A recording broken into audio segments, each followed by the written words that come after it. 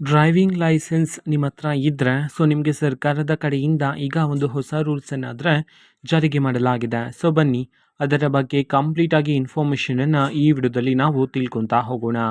ವಿಡಿಯೋವನ್ನು ಸ್ಟಾರ್ಟ್ ಮಾಡ್ತೀನಿ. ಅದಕ್ಕಿಂತ ಮೊದಲು ನೀವಿನ್ನೂ ನಮ್ಮ ಚಾನೆಲನ್ನು ಸಬ್ಸ್ಕ್ರೈಬ್ ಮಾಡದೇ ಇದ್ದರೆ ಈ ಕೂಡಲೇ ಚಾನೆಲ್ಗೆ ಸಬ್ಸ್ಕ್ರೈಬ್ ಮಾಡ್ಕೊಳ್ಳಿ ಮತ್ತು ಲೈಕ್ ಮಾಡಿ. ಈಗ ನಾವು ಇನ್ಫಾರ್ಮೇಷನನ್ನು ತಿಳ್ಕೊತಾ ಹೋಗೋಣ.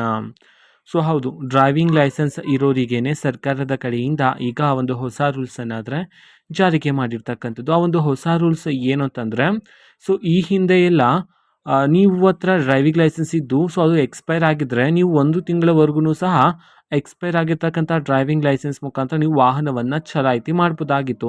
ಆದರೆ ಈಗ ಆ ಒಂದು ರೂಲ್ಸಲ್ಲಿ ಬದಲಾವಣೆಯನ್ನು ಮಾಡಲಾಗಿದೆ. ಇನ್ನು ಮುಂದೆ ಡ್ರೈವಿಂಗ್ ಲೈಸೆನ್ಸ್ ಎಕ್ಸ್ಪೈರ್ ಆದ ನಂತರ ಯಾರೂ ಸಹ ಎಕ್ಸ್ಪೈರ್ ಆಗಿರ್ತಕ್ಕಂತಹ ಡ್ರೈವಿಂಗ್ ಲೈಸೆನ್ಸ್ ಮುಖಾಂತರ ನೀವು ವಾಹನವನ್ನು ಚಲಾಯಿಸುವಂತಿಲ್ಲ. ಇನ್ ಕೇಸ್ ಚಲಾಯಿಸಿದ್ರೆ ನೀವು ದಂಡವನ್ನು ಪಾವತಿ ಮಾಡಬೇಕಾಗಿರುತ್ತೆ ಅಂತ ಹೇಳಿ ಈಗ ಸರ್ಕಾರದ ಕಡೆಯಿಂದ ಒಂದು ಹೊಸ ರೂಲ್ಸನ್ನಾದರೆ ಈಗಷ್ಟೇ ಜಾರಿಗೆ ಮಾಡಿರ್ತಕ್ಕಂಥದ್ದು.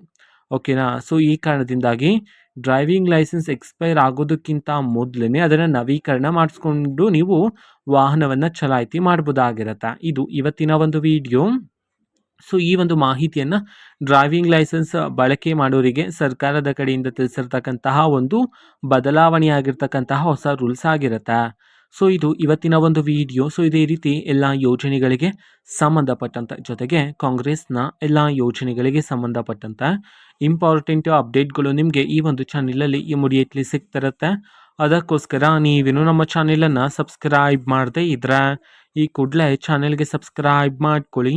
ಸಬ್ಸ್ಕ್ರೈಬ್ ಮಾಡೋದ್ರ ಮುಖಾಂತರ ನಾನು ಯಾವುದೇ ವಿಡಿಯೋ ಹಾಕಿದ ತಕ್ಷಣ ನಿಮಗೆ ನೋಟಿಫಿಕೇಶನ್ ಸಿಗುತ್ತೆ. ಅದ್ರ ಮುಖಾಂತರ ನೀವು ಬೇಗನೆ ವಿಡಿಯೋವನ್ನು ನೋಡ್ಬೋದಾಗಿರುತ್ತೆ ಮತ್ತು ಆ ವಿಡಿಯೋದಲ್ಲಿರುವ ಇನ್ಫಾರ್ಮೇಷನನ್ನು ನೀವೀಗ ತಿಳ್ಕೊಬೋದಾಗಿರುತ್ತೆ. ಮತ್ತು ಈಗ ನಾವು ಫೇಸ್ಬುಕ್ಕಲ್ಲೂ ಸಹ ಈಗ ವಿಡಿಯೋಸ್ಗಳನ್ನು ಅಪ್ಲೋಡ್ ಮಾಡ್ತಿದ್ದೀವಿ. ಫೇಸ್ಬುಕ್ ಚಾನೆಲ್ ಲಿಂಕನ್ನು ಡಿಸ್ಕ್ರಿಪ್ಷನ್ ಬಾಕ್ಸಲ್ಲಿ ಕೊಟ್ಟಿರ್ತೀನಿ. ಕ್ಲಿಕ್ ಮಾಡಿಬಿಟ್ಟು ಫಾಲೋ ಮಾಡಿ. ಓಕೆನಾ. Thank you. ಬಾಯ್.